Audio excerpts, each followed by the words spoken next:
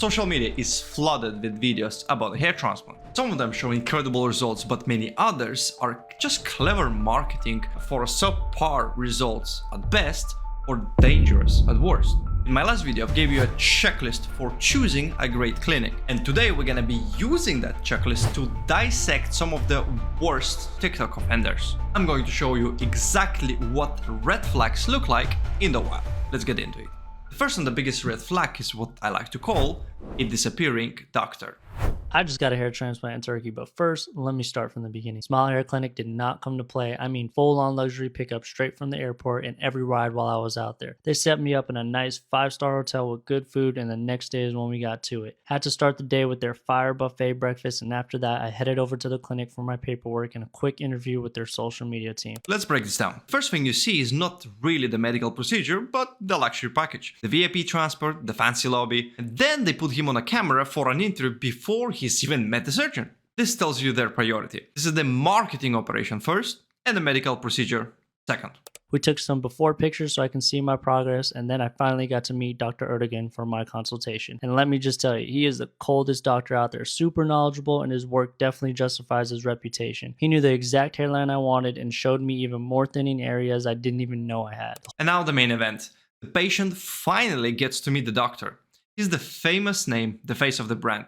He performs the consultation, he draws the hairline, and then he disappears from the video. So the critical question becomes, if the famous doctor isn't doing the surgery, then who is? This next clip from a different patient shows us the answer. You get me? First step was the planning with the doctor. He planned where my new hairline was going to be.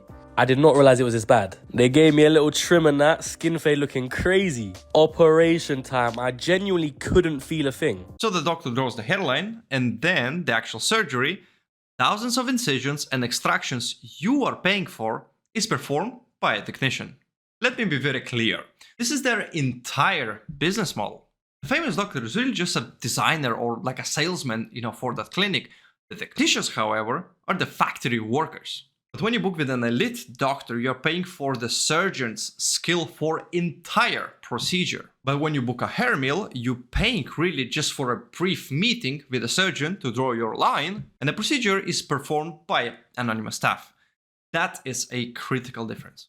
So if you're gonna trust that their famous doctor isn't even performing the surgery, how you can trust their results? That brings us to the second red flag. This is something that I like to call the lottery ticket result. I found a great example from a patient who is documenting his own journey in TikTok. Let's have a look.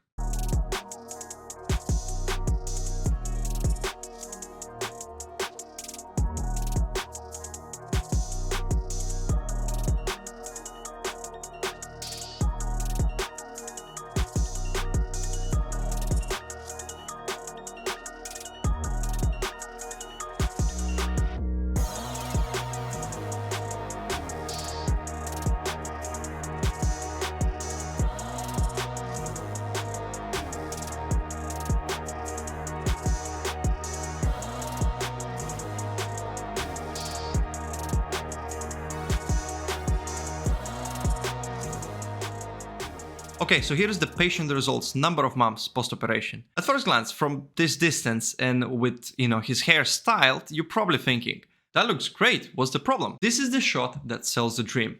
This is the marketing. But the devil is in the detail. Let's go back to an earlier clip he posted where he shows the work up close. Let's pause it right here and just zoom in.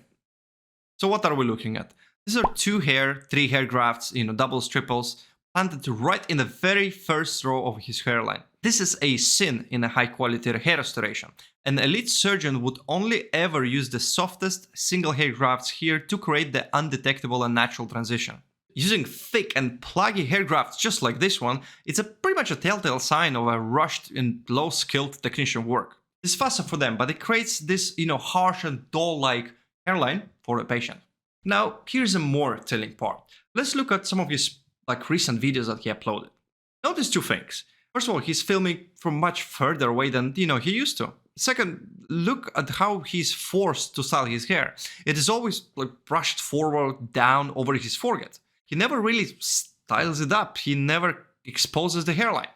And why do you think that is? Because he knows that the hairline itself doesn't look natural up close. The patient himself now is in a hair prison, so-called. He has more hair, sure, but he really lost that, freedom to style his hair any way really he wants. He needs to cover that hairline. This is the reality of, lottery ticket results. It looks pretty good, from a certain angle, certain, light condition. And if you start applying critical eye to it, you start notice these things. The whole purpose of the transplant is to avoid, being hostage to your hair to begin with. An elite hair transplant result, it's not something you have to hide. It's something you can view up close in any light, styled in any way you want, because the details are correct. That is the standard of proof you should be demanding.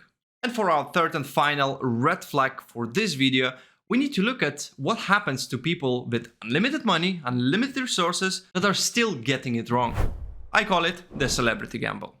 This is the ultimate proof that the marketing can be much more powerful than logic, and if it happened to them, most certainly can happen to you. Let's start with a massive name in the fitness community. The 5-time Mr. Olympia champion, Chris Bumstead. Now, let's be clear. Compared to his previous hair loss, this is an improvement. But we're not grading on a curve, right?